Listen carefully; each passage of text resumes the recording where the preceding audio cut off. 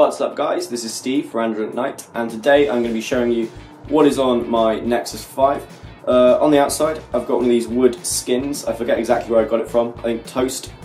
Yeah, it says Toast, just there. It's from Toast. I'm going to be doing a full review of this in another video, but for now I'm going to show you what I'm rocking on my Nexus 5 at the moment. So the home screen I've been using the most is Nova Launcher, and as you can see I keep a fairly minimal setup with some just large widgets off to the side. So I've got an AnyDo widget, I've got my Google Keep widget, then I've got my folders and things here.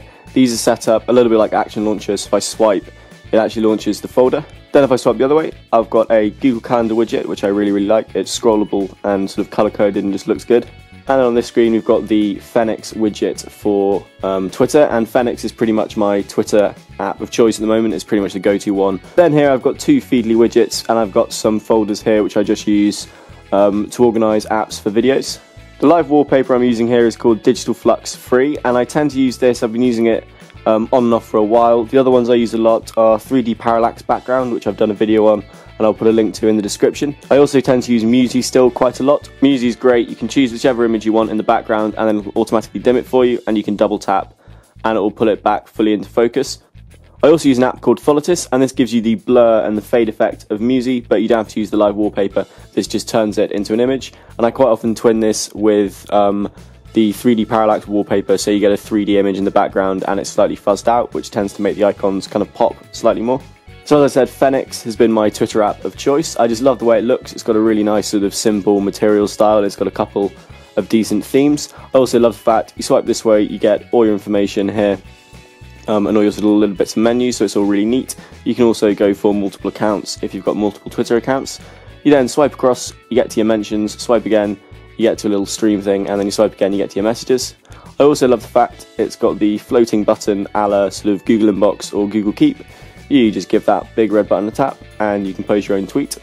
As I mentioned in my top 10 apps video, I've been using Google Inbox and I really like it. I think the pin functionality is really useful for organising stuff. There's also more enhanced labelling, which I don't actually use, but if you want to use that, that's also there. And the fact you can now just swipe to snooze something for an amount of time, or you can just swipe it the other way and clear it, is really nice. It makes it a little bit easier to stay on top of your email.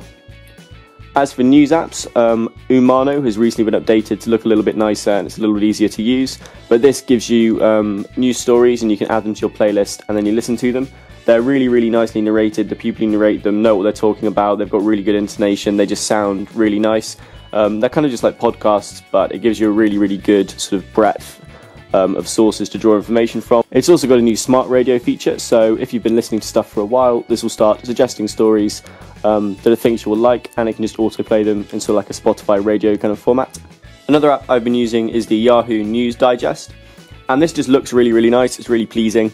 You get a nice list of stories here. You tap on one and then you can swipe across to read the rest. You've got your sort of share options at the top, as well as options to go to the settings where you can disable things like the notifications and change which time you get them.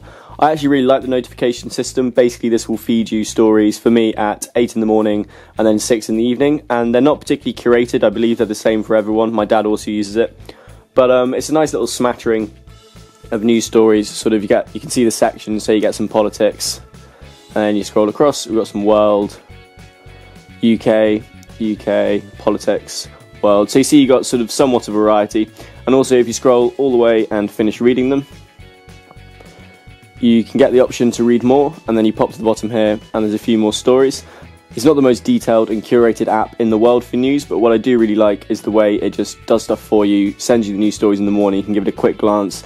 It's a little bit like walking through a sort of news outlet and looking at all the headlines. And I also like at the bottom here you get different stats and figures and little bits and pieces to do with the story, so if you do want to chase it up and get a slightly more sort of nuanced view, you can. This is an app I've only recently started using called Sleep Better, and I've used it a few times and I've had to get up in the morning really early, and I'm useless at getting up. I use all sorts of different alarm apps to try and actually force myself to get out of bed in the morning, and this one does one of those things where it's supposed to wake you up during something of like a short sleep cycle or a less deep sleep cycle, so you sort of wake up more naturally and you feel just sort of instantly refreshed and ready to go. It's also got options that you can tap, so if you've worked out, had a stressful day, or not in your own bed, you've had a drink, or you've had a drink of coffee, or you've eaten late, you can select these and then you can track how these different things affect your quality of sleep. you've got a sleep diary over here, which I showed you earlier, which just gives you the information, how you slept. You get a nice little graph, which apparently shows your sleep cycles.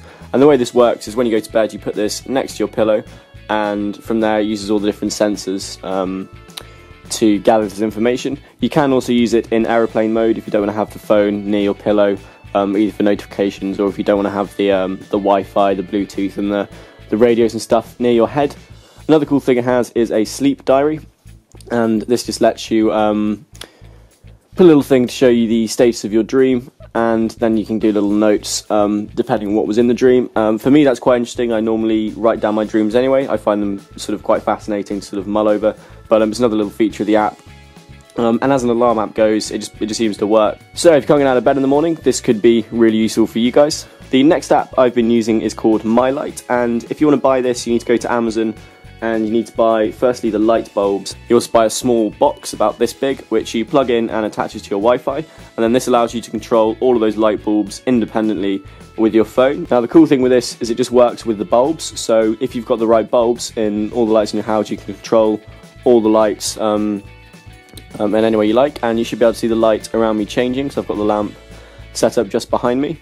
You can cycle through a couple of different sets, so you can do sort of like strobe lighting, faster strobe lighting, slower, stuff like that. It works really, really nicely for mood lighting for parties or for just general use in your room. If you want to be able to turn your phone. If you want to be able to turn your lights off in bed, this is a really good way to be able to do that. Next up we have Pocket, and I've talked about this before.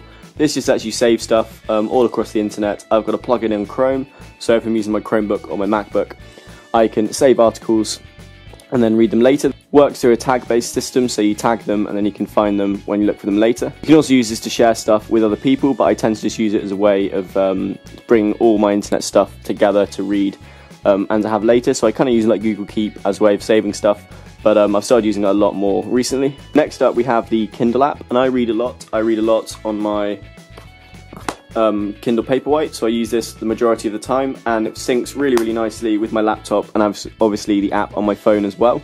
So it's a really nice way of reading. You've got a bunch of different settings as regards brightness and fonts and what colour you want. So if you can't read white on black, so if you can't read black and white, you can have white on black, and then you've got a couple of sepia options and a green option as well.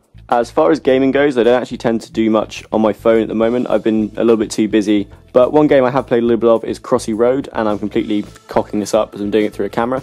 But this is basically just a reimagining of Frogger, and it actually is really, really nice. The graphics are really cool. I really like the whole style. It's not super addictive, but it's addictive enough that I've been playing this when I'm waiting for a train or something. I've got 2 or 3 minutes and I can't bother to get a book out or something like that. Spotify is still my music player of choice. I really like the fact it cooks into Facebook, so I can share my playlists and see my playlists and other people's playlists when they log into Spotify, which is really useful for parties and stuff. The radio function has also got really good recently, so you can start a station based off an artist that you like or a playlist that you use, and it will give you some stuff you know and some stuff you don't know, and it seems to be a really nice way to discover new music. I've also been using it in conjunction with a wallpaper called Cover Lover, and basically what this does is if I play a song, you can see my wallpaper changes to be the album cover. And this works really nicely on Spotify because it's got every single album cover, so you never have one that sort of drops out. And then it has a setting so that if you pause the music and you haven't got anything playing, you can choose whichever wallpaper you want. I hope you like that, guys. Please like below if you enjoyed it. Please also comment if there's anything you think should be on my phone, or anything that is on my phone that you think shouldn't be, if that makes sense. Please subscribe if you haven't seen me before. That really, really does help. You can follow me on all my social media things with the links in the description, and I will see you guys in the next video. Peace.